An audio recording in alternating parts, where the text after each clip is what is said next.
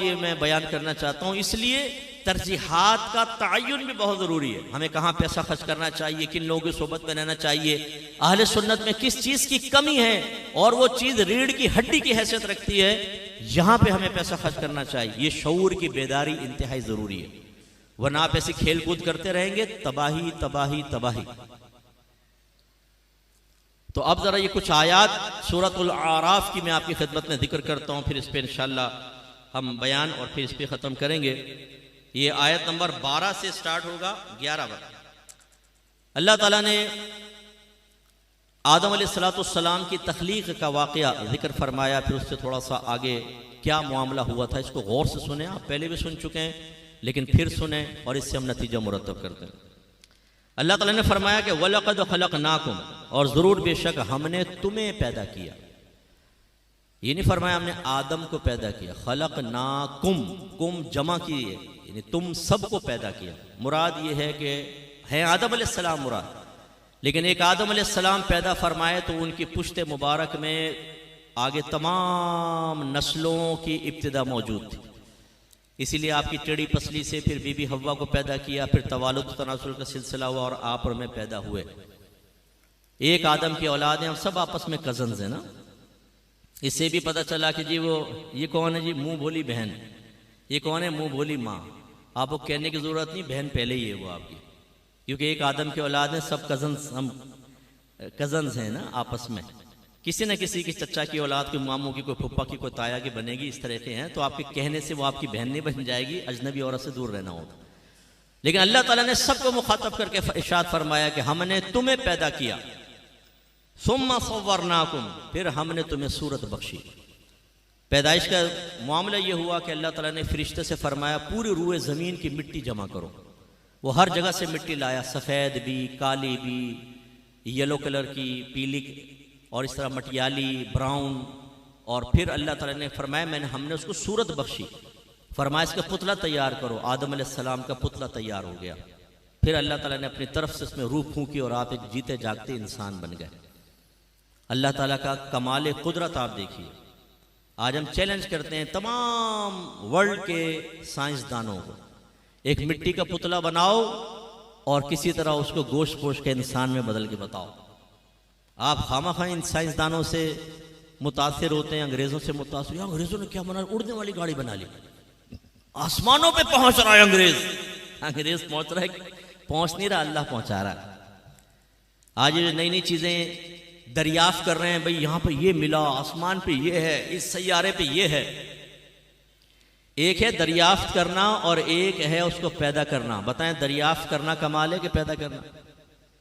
आप एक मकान बनाए, उसमें चीजें छुपा दे और रखें, ढूंढो। जो ढूंढ के लाएगा, कैंची ढूंढ के लाएगा उसको 50 रुपए मिलेंगे, छुरी ढूंढ के लाएगा 100 रुपए मिलेंगे। अब आप घुस गए कमरे में, इधर उधर देख रहे हैं, सेक्रेट रूम में दाखिल हो, मिल गया। बाद वक़्त वो हिडन चीजें होती है ना, बच्चे खेलते हैं, तलाश करते हैं, ये कहाँ है, ये कहाँ है, इस तरह के गेम होते हैं। तो आपने अगर निकाल भी ली तो आपका क्या कमाल, आपने तो मौजूद चीज को निकाला। जिसने रखा है कमाल तो उसका है ना। तो मेरे रब ने आदम अलैहिस्सलाम यानी मिट्टी का पुतला है और अल्लाह तबारक व तआला ने रूह फूंकी और आप जीते जागते इंसान बन गए। आंतें, फेफड़े, मैदा, दिल, आंख, कान, दांत, जबान और चलता हुआ सांस एकदम खड़े हो गए। तो इससे ये अकीदा भी याद रखिएगा कि ऐसे ही आखिरत में हम खड़े किए जाएंगे। जब इसराफील अलैहिस्सलाम पहली सूर फूकेंगे सारी कायनात खत्म हो जाएगी। जब दूसरी सूर फूकेंगे, सूर का मतलब एक सींग है, बड़ा सा ना, जैसे सींग टाइप है, ऊपर से चौड़ा आगे से पतला। कभी आपने जंगों के अंदर देखा होगा वो करके जोर से बजाते हैं, तो वो फूंक मारेंगे, उसमें सारे अपनी कब्रों से खड़े हो जाएंगे। हालांकि बहुत से मिट्टी में मिल चुके होंगे, लेकिन हमारे रीढ़ की हड्डी में एक जर्रा होता है जो जुज़े ला यतजज़्ज़ा है, एक ऐसा जुज जो मजीद तकसीम कबूल नहीं करता। फलासफा इसका इनकार करते हैं, वो कहते हैं जुज़े ला यतजज़्ज़ा नहीं है, लेकिन हमारे नज़दीक एक जुज़े ला यतजज़्ज़ा है। अहले इस्लाम के नज़दीक इसी एक जर्रे के ऊपर अजाब भी होता है और यही जर्रा नेमत महसूस कर रहा होता है, इसी के साथ रूह का ताल्लुक होता है। और इसी जर्रे से अल्लाह ताला फरमाएगा कुम बिइज़्नी, मेरे हुक्म से खड़ा हो जा। वही जर्रा एकदम बड़ा होगा, हड्डियां बनती जाएंगी, उसमें गोश्त पोश्त आएगा, एकदम खड़ा हो जाएगा। अब आप वो मंजर सोचें कि जब कब्र में एकदम यूं यहाँ से यहाँ से यहाँ से यहाँ से एक एक कब्रिस्तान से लाखों उठेंगे, एक एक कब्र से 70-70 मुर्दा उठेगा। नबी करीम सल्लल्लाहु अलैहि वसल्लम ने इरशाद फरमाया, क्योंकि आजकल जैसे हालत हो रही है, दफनाए जा रहे हैं और फिर सबकी मंजिल एक होगी, मैदान महशर। तो अगर कभी खुदा ना खास्ता शैतान ये वसवसा डाले, यार कैसे उठ सकते हैं, ये अबू जहल को वसवसा हुआ। उसने एक ऊंट की हड्डी थी जो बिल्कुल रेजा रेजा हो गई थी, बुरादा बन गई थी, उसने उसको उठाया, फूंक मारा, वो हवा में उड़ गई। कहा कि तो मोहम्मद कहता है अल्लाह ताला इसको दोबारा दोबारा इसको पैदा करेगा, कैसे हो सकता है? तो अल्लाह ताला ने एक आयत नाजिल फरमाई जिसका मफहूम यह है कि अल्लाह तबारक व तआला के लिए दोबारा उठाना पहली मर्तबा पैदा करने से ज्यादा मुश्किल तो नहीं है। इन्हें ना वो मुश्किल ना ये मुश्किल। सोचो, पहली मर्तबा बच्चे को मां के पेट में 9 महीने के अंदर रखकर पैदा करना, ये बज़ाहिर बड़ा मुश्किल है कि एक पानी का नुतफा है, उससे एक इंसान हमारे से वजूद में आ जाए, और इतना खूबसूरत बच्चा, बिल्कुल परफेक्ट, छोटे छोटे हाथ, छोटी सी जबान, आंखें, कान, क्या खूबसूरत तख्लीक होती है। तो फिर अल्लाह ताला के लिए मैदान महशर में दोबारा खड़ा करना कौन सा मुश्किल काम है। तो आदम अलैहिस्सलाम की तख्लीक हो गई, अल्लाह ताला फरमाता है उसको पैदा कर दिया। अब ये बीच की बात यहाँ बयान नहीं हुई, ये सूरह बकरा में है कि आदम अलैहिस्सलाम को पैदा करके अल्लाह तबारक व तआला ने तमाम अशिया के नाम आपको बता दिए, उनका मसरफ बता दिया, हद तक ये तक बताया ये प्याला होता है, इसका मसरफ ये है, ये बकरी है, इसका इस्तेमाल ये है, ये घोड़ा है, इसका इस्तेमाल ये।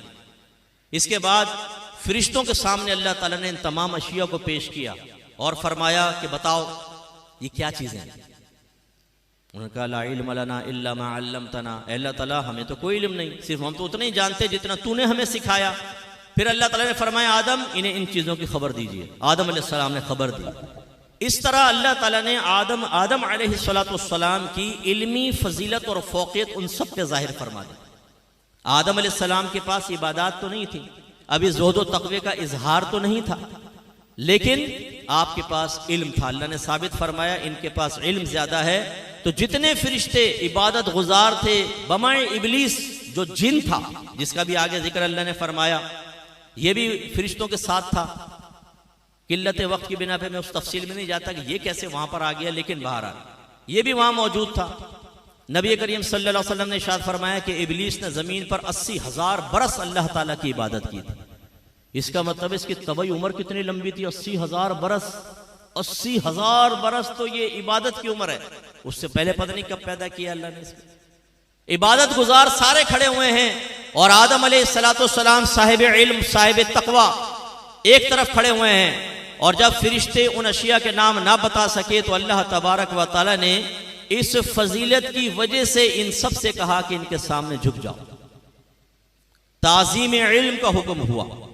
इससे आप ये जहन बना कर रखें, जितने मुझे भाई बहन सुन रहे हैं, तहज्जुदें अपने मकाम पर, चाश, इशराक, अव्वाबीन, कुरान पाक की कसरत से तिलावत, दुरूद पाक की कसरत करना, जिक्र इलाही करना, बच्चियों की मदद करना, उनकी शादियां करवा देना, उन्हें घर लेकर दे देना, ज़कातें, सदक़ात, फितरा देना, ये सब अपने मकाम पर। लेकिन ये तमाम अमल मिलकर भी अगर लाखों लोग भी करें तो एक आलिम के मकाम और मर्तबे के बराबर नहीं पहुंच सकते। नफली इबादत अपने मकाम पर, और यह हदीस में पहले भी आपको सुना चुका हूं कि नबी करीम सल्लल्लाहु अलैहि वसल्लम ने बनी इसराइल के आलिम और आबिद की फजीलत को, इनके माबैन फजीलत को इस तरह बयान फरमाया कि वो आबिद दिन में रोजे रखता था, रात को उठ के नमाजें पढ़ता, और आलिम दीन सिर्फ फर्ज नमाज पढ़ता और फिर लोगों को दीन सिखाया करता था। तो नबी करीम सल्लल्लाहु अलैहि वसल्लम ने उस आलिम के बारे में फरमाया कि इस आलिम को आबिद पर वैसी ही फजीलत हासिल है जैसे मुझे तुम्हारे किसी अदना शख्स पर फजीलत हासिल है। इसलिए मेरे बच्चों, खास तौर पर जो यंगस्टर्स बैठे हुए, लाखों नात खान एक जगह जमा हो जाए ना, ये और ये फ्रॉडी, कम अज कम ये बिजनेसमैन तो बिल्कुल, ये इनका तो हशर आखिरत में मैं दुआ करता हूं हमारे बच्चे हैं कि अल्लाह ताला इनको मुआफ फरमा दे। जिस रियाकारी के साथ और दुनिया के लालच में ये पढ़ रहे हैं, ये तो रियाकारी और हराम और गुनाह कबीरा है, और इनके लिए तो जहन्नम की वईद बयान हुई है। अल्लाह ताला मुआफ फरमाए, बस हम मुझे भी इखलास अता फरमाए, इनको भी इखलास अता फरमाए। लेकिन ये नात खानी, कोई नात खान होना कोई बड़ा कमाल नहीं, आलिम बने, मुफ्ती बने, इसीलिए मैं बातों का चैलेंज करता हूं कि जरा बताइए कुरान की कोई एक आयत, कोई एक हदीस लाओ नात खान की फजीलत के ऊपर, लेकर आओ जरा, क़यामत तक नहीं मिलेगी। लेकिन हाँ, इन लोगों ने एक माहौल बना दिया। वो एक नात गो शायर का शेर है, बहरहाल अल्लाह उनकी बख्शिश व मग़फ़िरत फरमाए, दुनिया से रुखसत हो गए। वो कहते हैं कि मैं नहीं कहता कि मुझे दुआएं 1000 दो, नाते नबी सुनाकर लहद में उतार दो। अब आप अंदाजा करें कि दुआ के लिए मेरे आका ने फरमाया अद्दुआ मख़्फ़ुल इबादा, दुआ इबादत का मग़ज़ है। सरकार ने दुआ की तरगीब दी। दुआ के बारे में फरमाया कि एक शख्स का मरने के बाद दर्जा बुलंद हुआ तो उसने अल्लाह ताला की बारगाह में अर्ज़ की, या रब्बे करीम मेरे तो अमाल का सिलसिला मुनक़ते हो चुका है, अभी दर्जात की बुलंदी क्यों हुई? तो अल्लाह ताला ने इरशाद फरमाया कि तेरी औलाद ने अभी तेरे लिए दुआए बख्शिश व मग़फ़िरत की है, ये उसका नतीजा है। एक फजीलत कुरान बयान करे, हदीस बयान करे, वो छोड़ दो। मैं नहीं कहता दुआएं 1000 दो, नाते नबी सुनाकर मुझे लहद में उतार दो। ये नहीं, वही एक नया तस्वुर कायम करना, जो नबी ने फजीलत बयान की उसको हटा दो, एक नई फजीलत बयान करो कि जी नात पढ़कर मुझे कब्र में उतारोगे, पता नहीं क्या होगा। ऐसे ही और शेर बना दिए, मैं लहद में गया, मुनकर नकीर आए, उन्होंने देखा है तो सना खान मुस्तफ़ा है, उन्होंने कहा इसको छोड़ दो, हम इससे सवाल नहीं करते, बाहर निकल गए। नारे तकबीर, नारे रिसालत। ओ भाई कहाँ लिखा है ये तुमने अपने ख्यालात को शेर की शक्ल में देके बतौर अकीदा पेश करके हमारे बच्चों को आपने वरगला दिया।